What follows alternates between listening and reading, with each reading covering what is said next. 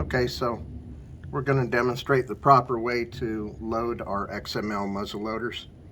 Have the bolt open, put the safety on, which it's a standard Remington, so forward towards the muzzle is fire, rear towards the bolt is safety. So open the bolt, put the safety on. That's the first thing you do when you're loading our XMLs. Okay, and then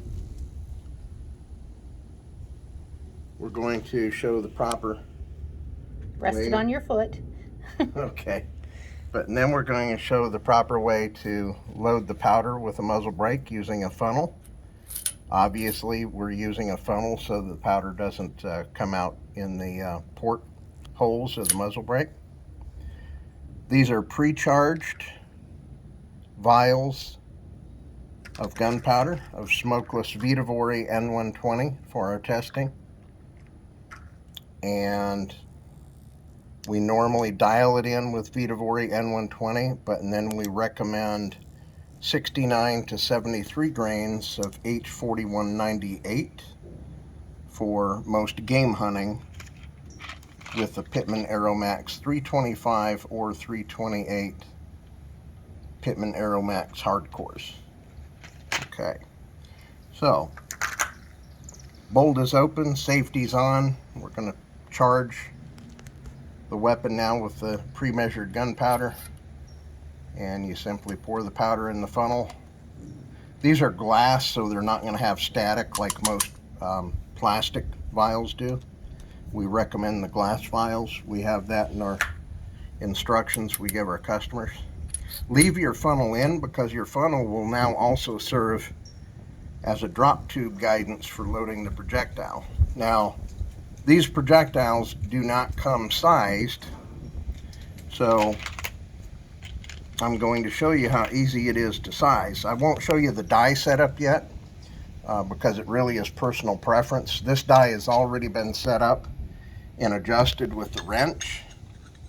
Okay, so when you go clockwise, you're actually tightening the die, which will make the bullet smaller in diameter. Going counterclockwise with the die will make the bullet fit much tighter because you're not sizing it down.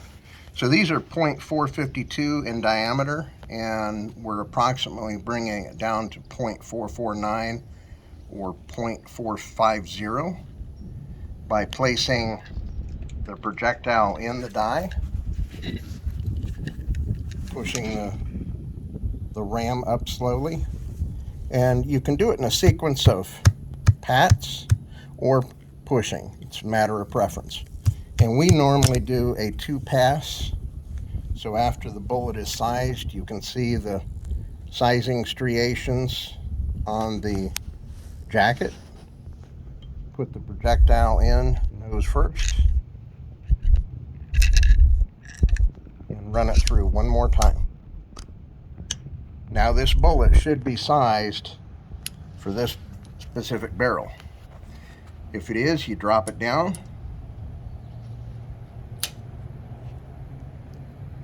This ramrod is a 3-piece ramrod. We don't believe in underbarrel ramrods. We will at a customer request, but this is the most convenient for carrying in a little pack or in your backpack. It's quick, it's fast, and this particular jag is made so that it takes all the way. It takes from the very me-plat all the way to the ogive of the bullet and consumes it without deforming the tip. So now we're going to press the projectile down the bore. And we recommend it should be a 2-finger pressure. That means we have our sizing probably more than likely accurate for this particular barrel. Some people like a 3-finger push or a full palm push with approximately 12 to 18 foot-pounds. Some people go up to 22 pounds of pressure. And you know that just by feel.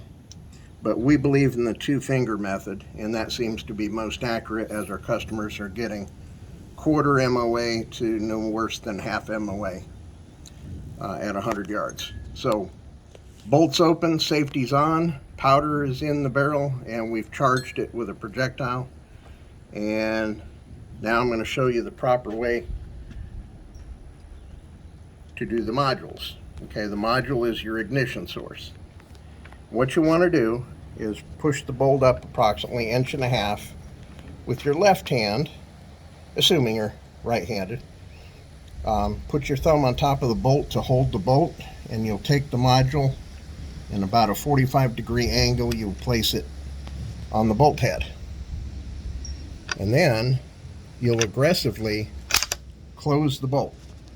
You'll notice that some modules, especially if they're new, they're going to be pretty stiff, because what you're doing is you're putting the brass module, the enclosed module, these are 100% sealed modules, and these modules actually engage on a stainless breech plug.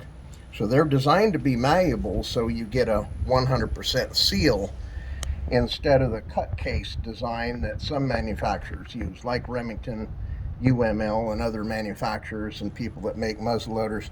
We went away from the cut case design because you get a better flame propagation with this short module, and you get a much hotter flame, especially if you're using large rifle Federal Magnum Gold Match that we recommend in our muzzleloader builds.